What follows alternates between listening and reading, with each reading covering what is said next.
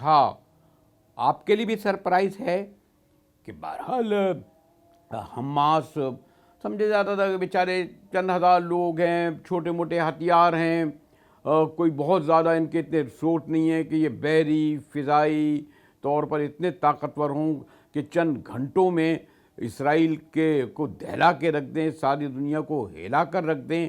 آپ کس طرح دیکھتے ہیں قصوری صاحب؟ دیکھیے سر، میرے لیے تو حیران کن نہیں تھا. میرے پاس تو انٹیلیجنس رپورٹس نہیں، میں آج کل فارن منسٹر نہیں، اور اگر میں ہوتا بھی تو امریکہ جیسی انٹیلیجنس رپورٹس میرے پاس نہ ہوتی.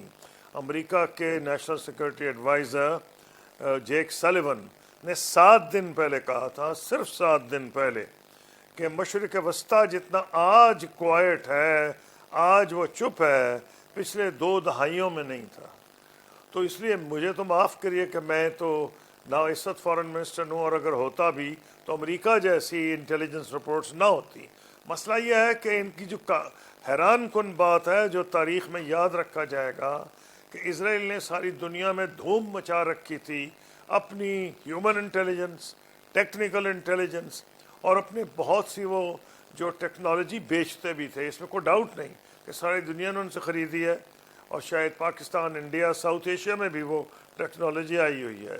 لیکن جو یہ کمال ہو گیا ہے کہ ریڈار کے نیچے بیٹھے ہوئے ایسے لوگ، جو کہ یہ جو پٹی ہے غزہ کی، اگر آپ اس کو آسمان سے دیکھیں، اگر آپ دیکھیں اس کو سیٹلائٹ سے، تو یہ نظر نہیں آتی. ایک پتلی سی پٹی ہے، اس کی 2 ملین آبادی ہے، اور ان کی صرف 30-35 میل یا 37 میل کا ان کا بارڈر ہے.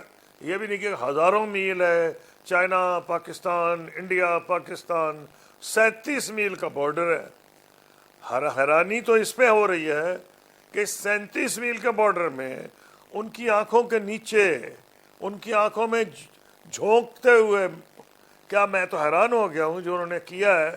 یہ تو واقعی ایک آپ کہہ سکتے ہیں حیرانگی کے طور پر 9/11 کے بعد، جبکہ افغانستان کے اپنا غاروں میں بیٹھے ہوئے لوگوں سے کہا گیا تھا کہ انہوں نے وہ اتنا سوفسٹیکیٹڈ حملہ کر دیا ہے ٹوئن ٹاورز پہ، تو ایک 37 میل کے، اور permanently under the eyes of Israel, Israeli ان کو واچ کرتے تھے، انہوں نے یہ کر دیا ہے.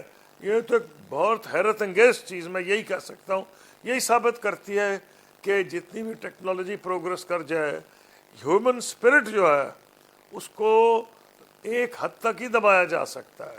اور یہ بین الاقوامی برادری کو سوچنا چاہیے کہ فلسطین، کشمیر یا ایسے جو مسئلے پینڈنگ ہیں، یہ ایک پھوڑے کی طرح ہوتے ہیں، کینسر کی طرح ہوتے ہیں.